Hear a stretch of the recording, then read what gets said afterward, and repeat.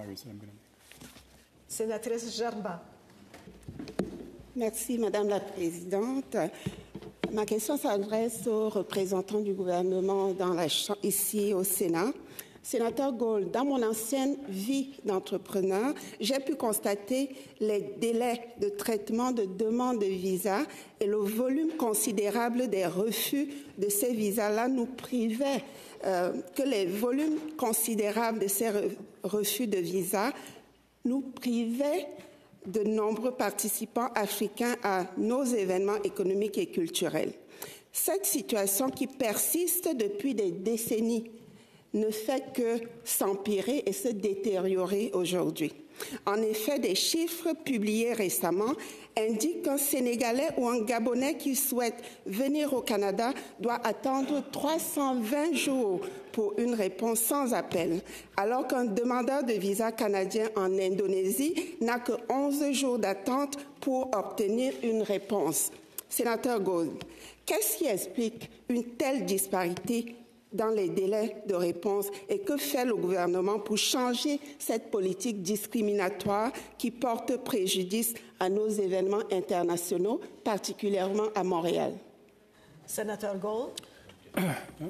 Merci, chers collègues, d'avoir soulevé cette question. D'une manière générale, le gouvernement prend toutes les mesures nécessaires pour résorber l'arrière à court terme, tout en rendant notre système plus viable à long terme.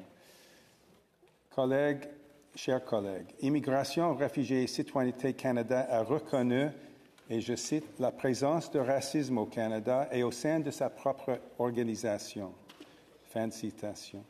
Et le ministère prend des mesures pour parvenir à l'équité raciale.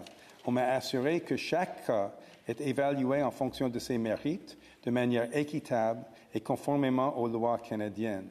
Le gouvernement a clairement indiqué que toutes les demandes doivent être traitées de manière impartiale et professionnelle. Sénatrice Gerba. Merci, Sénateur Gold. Mais est-ce que le gouvernement a un calendrier crédible des changements des politiques d'immigration, notamment pour les Africains en voyage d'affaires au Canada? Sénateur Gold. Merci pour la question. Le gouvernement est fortement engagé dans ses relations avec les nations africaines. En ce qui concerne les demandes de visa, par exemple, je note que le Maroc et les Seychelles font partie des 13 nouveaux pays qui ont été rendus éligibles au programme d'autorisation de voyage électronique du Canada. Les voyageurs éligibles de ces États africains peuvent demander une AVE au lieu d'un visa.